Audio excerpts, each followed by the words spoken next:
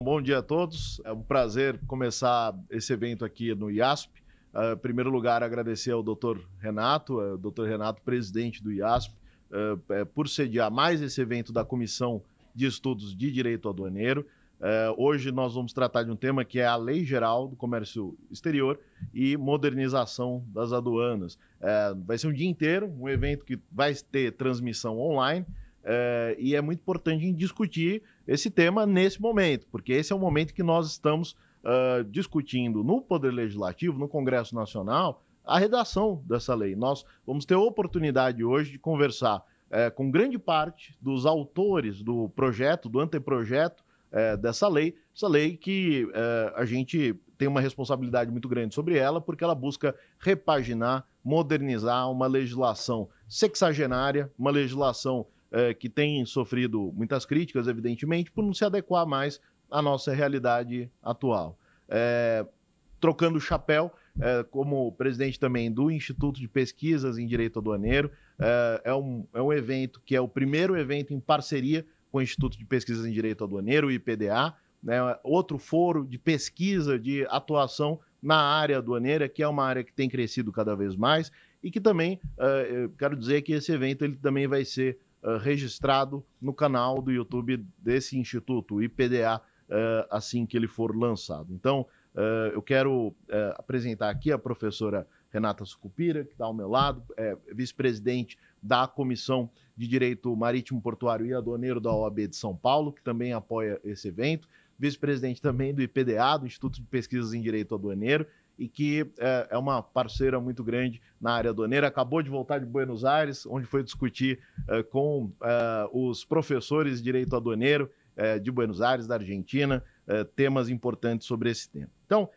eu quero começar, desde já, sem delongas, em primeiro lugar, chamar para compor a mesa a professora Vera Torstensen. A professora Vera é um dos grandes nomes do comércio internacional, uma pessoa da minha maior admiração, e todos que estão nos assistindo aqui sempre, eu sei que esperam com ansiedade pelas suas palestras, que nunca decepcionam. Professora Vera, que é professora da Fundação Getúlio Vargas, e é um nome que realmente acaba sendo conhecido por todos, justamente pela sua atuação de muitos anos nessa área do comércio internacional. Então, a professora Vera vai falar aqui com a gente hoje sobre geoeconomia e sobre a lei do comércio exterior. Eu quero passar então a palavra para a professora para a gente começar desde já o nosso evento de hoje. Então, ficou o desejo de um excelente evento para todos e ótimas discussões.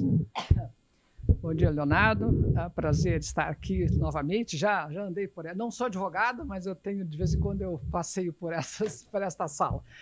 O que eu queria trazer para vocês é um grande desafio, tá? Eu confesso que eu estou vivendo nesta fase da vida, que eu devia estar quietinho em casa, né, fazendo tricô, ando passeando pelo mundo e confesso que estou bastante preocupado. Tive recentemente numa grande conferência de Geoeconomia and Law, Geoeconomics and Law, em Helsinki. A sala tinha, gente, 150 advogados. Era assim. Falei, opa! Todos felicíssimos, ganhando muito dinheiro, porque eu vou contar para vocês por que eles estão fazendo. Aí voltei de Berlim a semana passada, tinha 150 economistas, mastigando o número, mostrando que o mundo está muito complicado, gente, em termos dos impactos da geopolítica, tá? Na economia. Então, a pergunta primeiro dizer, segundo é para contar o que eu vou falar, e segundo para dizer que eu andei muito, conheço muito aduaneiro por razões de ofício, né? Fiquei todos aqueles anos em Genebra, e eu cheguei quando começou a OMC em Genebra. Então, tudo que era aduaneiro passava, tinha que ser traduzido, muitas vezes não, problemas sérios, né, de tradução. E depois eu acompanhei, se você sabe que eu adoro regra de origem, conteúdo local, essas coisas horrorosas, eu gosto todas. Bom, gosto muito. Então vamos lá, gente. Como é que é geoeconomia e como é que isso afeta a vida de vocês? Tá? Você pode olhar para a geoeconomia como o grande conceito de economic statecraft, que seria a governança, a diplomacia, os estados, né, nesta fase complicada da vida do mundo, né, da nossa vida, das guerras, da grande briga Estados Unidos e China, e tudo como isso está afetando a regulação de comércio internacional. Depois você pode olhar para a geoeconomia por um lado que eu gosto muito, que é de segurança, Economics of Security. O que é isso? Se você olhar para o Busan, que é a escola de Copenhague, que discute isso, é tudo que é ameaça. Esquece o militar. Estamos falando de economia. E aí tudo que é ameaça, então fome, remédio. Então, você, de alguma forma, você dá poder para o Estado para dizer, vamos rearrumar a economia nesse setor. Então, é a volta do Estado na economia. Tá? E depois a área que eu gosto, que é a geoeconomia, vocês vão adorar. Quem acabou sendo papa, se transformou no papa da área, é o Blackwell, que foi embaixador dos Estados Unidos, tá? É famoso na área, que escreveu com Harris, né? Escreveu um livro chamado War by Other Means, Guerras por Outros Meios, que é a Weaponization of Trade. Pronto. Então, você tem a vida inteira, você estudou geopolítica, estudou guerra, estudou exército, né, defesa, de sangue, como eu falo. Aí você muda para um outro mundo, outro tipo de guerra, que é a guerra econômica, e aí econômica, né, de direito também, de economia e direito, porque você está usando exatamente, então veja a definição, usar os instrumentos do comércio internacional e do investimento, para obter ou vantagem ou ameaças. Então, você faz guerra, estrangula o país por other means, sem gastar dinheiro com o exército. Então, o livro do Blackwell é de 2016, eu recomendo que todo mundo leia. Leiam o livro de Securitization, de Economia da Segurança, para vocês entenderem o que é segurança. Já vamos falar de segurança. E para vocês, de alguma forma, acompanharem. E do Baldwin, que é o Statecraft, né? Que é mais política, etc. Vamos lá. Então, se é para usar os instrumentos do comércio e investimento para fins de ameaça ou coerção em outros países, o que nós estamos falando? Vamos começar pelo velha tarifa? Muito bem. Mr. Trump está prometendo 100% contra a China, 60%, 20% sobre todo mundo, etc. Bom, então eu estava em Berlim, só se falava isso. Qual é o impacto da política do Mr. Trump na economia mundial? Por baixo, tá? O efeito é de 6 trilhões, 5 trilhões, né, para a economia americana. Porque, óbvio, sobe a tarifa, né, o empresário fica contente, aí o empresário faz o quê? Sobe o preço. Claro, se parou a concorrência, ele sobe o preço e o efeito inflacionário é imediato. E outra coisa complicada, né, é o efeito de baixar o imposto de renda. Hoje no jornal diz que não tem que ter imposto de renda. Para que isso? E aí o impacto dos trilhões de dólares que isso viria na economia, porque está faltando, né, vai faltar, o déficit vai aumentar brutalmente. Então, comparam a da senhora Kamala com o dele, era 1 trilhão de custos de aumento do déficit. O jornal de hoje, gente, sabe? Assim, já tem discussão sobre o que vai acontecer com a bolsa de commodities, tudo que vocês possam imaginar está acontecendo. Bom, então, o problema é tarifa. Qual é o impacto disso no Brasil? Tá? Se o americano sobe tarifa, o brasileiro, né, eu também faço parte, né, do conselho da Fiesp, claro que os empresários também vão começar a discutir esse tipo de coisa. Os efeitos, né, são extremamente complicados. Mas olha o paralelo, né? Esse é a weaponização, né, do instrumento, e olha o efeito na economia. O segundo, né, licença de importação e exportação. Ouviram falar disso? Quer dizer, toda importação e exportação, lembra do painel que a China cismou que não quer mais exportar metal crítico porque justamente para subir o poder dela, o mundo inteiro está cheio de metal crítico. O problema é processar, que precisa muita energia e é altamente poluente. E ela não está nem aí. Ela dona China faz o que quer. E aí vai, quer dizer, aí o lado também é o contrário, né? De você de exportar ou importar, e aí, por favor, por exemplo, estou louca para conversar com o pessoal da Anfávia, saiu uma legislação que diz assim, nenhum carro que entra nos Estados Unidos pode ter software e hardware, qualquer hardware, chinês. Aí, o artigo, impacta nos países que exportam pedaços, partes, etc. Brasil, eu falei, opa! Aí, pronto, conteúdo local. Está na lei? Então, eu pergunto, está na lei? Está na lei? O que é conteúdo local, gente? Hoje é básico, não é só para acordos preferenciais, não. Tá? Conteúdo local virou a grande, são 2 assuntos. Né? O que está na OMC, o que não está na OMC de conteúdo local, o que você pode fazer? Você sabe que forçar o local content é proibido pelo acordo de subsídio, como é que faz, mas, no entanto, os Estados Unidos faz. Como é que fica, né? Como é que fica a briga do local content? Regra de origem. Todo mundo sabe que eu fiquei 7 anos presidente de comitê lá adorava dizer o que é substantial order trace, como eu digo, coisa de advogado, substantial order trace. Muito bem, o que é a substantial order trace? O que não é a valoração, né? Saltos tarifários não chega, etc. e tal. Cadê a lei? Né? Fala disso. E assim vai. Depois, um outro tipo, né, de regulação, isso para ficar no nosso mundo. Investimento.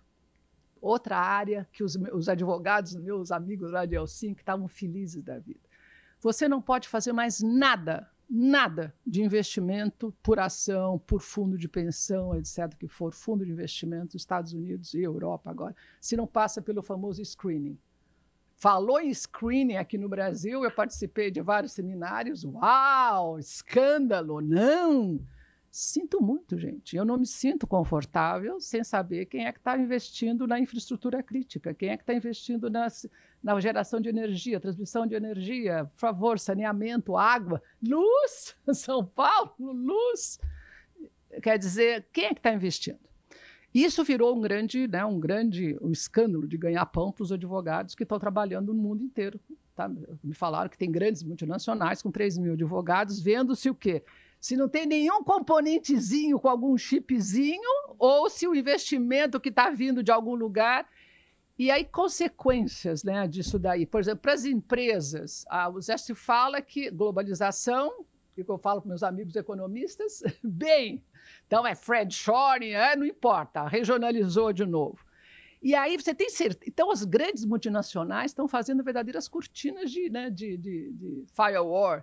Você simplesmente, o que investe a empresa naquele lugar é absolutamente todinha independente. De tecnologia, de investimento, etc. Senão você não consegue cruzar. Então, a pergunta de sempre. O Brasil está pensando nisso? Né? Como é que a gente está fazendo? Então, vamos lá. A parte de investimento. Depois, a parte que aí já não é mais, acho que não é mais empresas, mas de alguma forma mexe com os advogados, que é sanções. Não é assim, nos 10 papers da minha conferência lá em Berlim, foi a sanção funciona? Tem mais de 2.000 sanções. Sanções grandes, tipo Rússia, etc., e outras sanções. E aí os economistas falaram, sob o ponto de vista econômico, não está funcionando. Quer dizer, a gente lê jornal, que está todo mundo vai parar, e você vê, o país não está parando, como estão dizendo. Aí você tem toda a parte de empréstimos, de financiamento. Aí me assusta. Estão acompanhando como é que você segura financiamento, né, gente? É só segurar o SWIFT. Aí viram a conferência lá da Rússia, do Brasil, o Brasil tentando fazer justamente um sistema de pagamento de comércio, hein? Não tem nada de criar outra moeda, pagamento de comércio. Qual é o problema? É ótimo, só que a gente exporta muito para a China. E a gente vai criando um grande superávit em yuans. O que você faz com esse yuan? Você gosta de yuan? Onde é que você vai gastar yuan? Tem que gastar com produto chinês. Então, esse é o problema da não conversibilidade. Tudo é muito complicado na vida da gente. E, de novo, então, sanção, investimento, ajuda, qualquer tipo de aid, né, acaba sendo também politizado. Tá? E isso é para dar uma ideia de como, né, os instrumentos. Depois tem outros instrumentos, a entrada ou não de pessoas, imigração ou não, né? Toda a parte financeira é muito assustador o que está acontecendo, tá? Porque você não sabe, e de toda a politização, vamos dizer assim, a weaponização de comércio e investimento, é aquela história, né? E o exemplo clássico, né? Deixa eu falar do exemplo clássico, o que é? Belt and Road Initiative. Qual a posição do Instituto sobre a entrada do Brasil no Belt and Road? Vocês já fizeram uma palestra sobre isso? Já conversaram sobre isso? Tem 150 países, eu só leio isso, palestras uma atrás da outra. Você tem realmente, é fantástico, que é a ideia de fazer, né, o cerco circulando pelo norte, pelo Ártico, né, né, as perolinhas todas em volta dos portos, etc. Aí eu estava estudando o caso do Laos. A dívida com a China é maior que o PIB do país. Então, aquela história, já se sabe que não é para pagar, né? Já se sabe. E aí aquela história vira um empréstimo, que vira concessão e vira... O que está acontecendo com a Guiana? Alguém leu? Muito interessante. Quem está explorando e ganhando dinheiro na margem equatorial são as grandes empresas multinacionais. Quem está dominando totalmente a posição construindo portos e shoppings são os chineses, que estão interessados no quê? Num porto que escoe mineração. Legal e ilegal.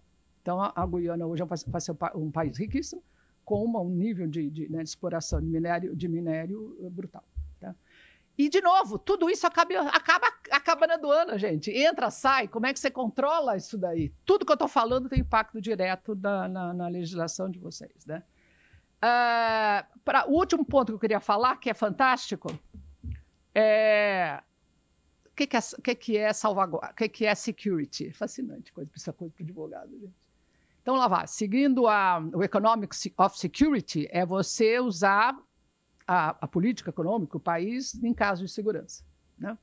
Não é militar, é segurança econômica, seguindo a definição de Busan, lá do Busan, da Escola de Copenhague, é tudo que seja uma ameaça. Eu gosto muito dessa definição. Então, aí você volta, que tudo que eu falei tem OMC na veia, né? Tudo acordo, então, né, esse é o ponto que eu quero falar no final, é isso, quem está controlando se é compatível ou não, tá? Tudo que vocês estão discutindo. O ponto é, por segurança, o que você pode fazer? Essa é a grande discussão do CIEL, que foi aquela Sociedade International Economic Law, é artigo 21 do GATT velho, né? E aí presta atenção, por uma razão de interesse existencial. E aí os parágrafos, guerra, guerra, guerra. Então, não vai dizer que o artigo 21 resolve. Aí o que aconteceu? Importação, a tarifa dos Estados Unidos contra aço e alumínio. Foi guerra. Quer dizer, você não pode fazer nenhum armamento, veja-se, né, o que está acontecendo no mundo. A ameaça nuclear é para isso, é para ninguém usar o nuclear e ficar todo mundo na guerra convencional. Então, realmente, aço vira... E o pessoal fala, Vera, um carro hoje é um tanque. É mais perigoso um carro do que um tanque. Né? O carro vai lendo, vai pegando, etc. Tá? Drones e tal. Então, o que é segurança? Que não seja militar, né? E aí tem duas discussões muito interessantes. Eu queria acabar dizendo o seguinte. Primeiro, a OMC não está morta. Tem 400 filhotes que estão andando. 400 acordos preferenciais que estão andando por aí. Se o Brasil... E aí, é verdade, sim, que os grandes países, Estados Unidos e Europa, e Dona China, sim, estão, nesse jogo geopolítico, geoeconômico, estão destruindo a OMC. Mas para país médio, que agora a moda não é mais emergente, é middle countries, nós somos middle countries, você precisa de regulação. Você não tem regulação, é o pior do teu mundo. Tá? Porque aí você vai brigar com a Índia com como? Com que instrumento? A tua regra da aduana vai ser compatível com que regra? Você faz o que quer? Né? Então, esse é o grande problema, que é uma discussão do G20, que o G20 não pode dizer mais uma frasezinha, né? Vamos lá, sugere para os ministros acabarem a rodada, etc. Acabarem, andarem, desbloquearem a OMC, etc. Tem que ser muito mais forte, gente. E aí, o que é, tipo, 2 vezes Genebra discutindo isso, é inaceitável para a gente, que a Índia, e aí é bom falar e deixar isso registrado, a Índia está bloqueando a OMC, gente, por mais de 30 anos. Tá? É inaceitável. É uma briga que passa por agricultura, passa pela pressão do Brasil agrícola também, que não quer. É muito confortável para o americano e Europa ficarem com a OMC bloqueada. Mas para a gente, para os middle, ter a OMC parada é o pior dos mundos. E eu quero acabar com uma única frase. Por favor, criem já uma comissão para checar se o que vocês estão discutindo na nova lei aduaneira, tá? Que é importante que tenha e que seja discutido, se é compatível ou não. Porque os grandes podem fazer o jogo da geopolítica. A gente não pode dar esse luxo. Nós precisamos de seguir as regras da OMC sempre para enfrentar a Europa, para enfrentar os outros países. Então, eu me lembro, gente, anos e anos de Genebra. Até a tradução tinha montes de problemas.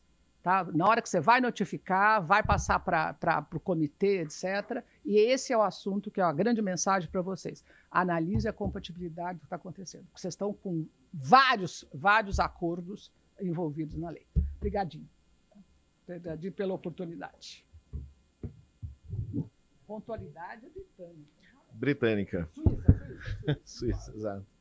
Bom, muito obrigado, professora Vera. É muito bom começar com você esse evento sobre comércio exterior, por tudo que a professora Vera significa para essa área em especial. Então, vocês têm um... Os comentários. Claro. Eu ia... Primeiro, bom dia para todo mundo. É um prazer estar aqui no primeiro evento do Instituto. Estou super feliz. Ah, não tá ligado? Acho que é aqui, né? Se eu falar alto, não percebo. Usa esse daqui. Primeiro, eu queria dar bom dia para todo mundo. Obrigada por terem vindo. Obrigada pelo convite, Léo. É muito bom estar aqui no primeiro evento do Instituto de Pesquisas de Aduaneiro e do IASP aqui. E acho que a gente tem uma lição de casa. Uma lição de casa não. A doutora Vera, na verdade, está aqui reforçando que a gente já está preocupado e já está se mexendo na necessidade de uniformizar e de estar conforme ao OMC. Mas eu estava aqui pensando, muito obrigada, é uma maravilha suas palavras, doutora Vera, coisas que a gente não tem umas que a gente esquece, não tem no nosso foco e a gente precisa trazer. Mas eu estava voltando agora da Argentina e estava pensando exatamente nisso. No que está acontecendo lá. A gente o Milei acabou de soltar uma legislação, eu estava apavorado quando a gente chegou lá, e tirou a aduana e a Receita. A aduana e a Receita estão na mão da inteligência argentina agora. Então, a gente também tem que pensar...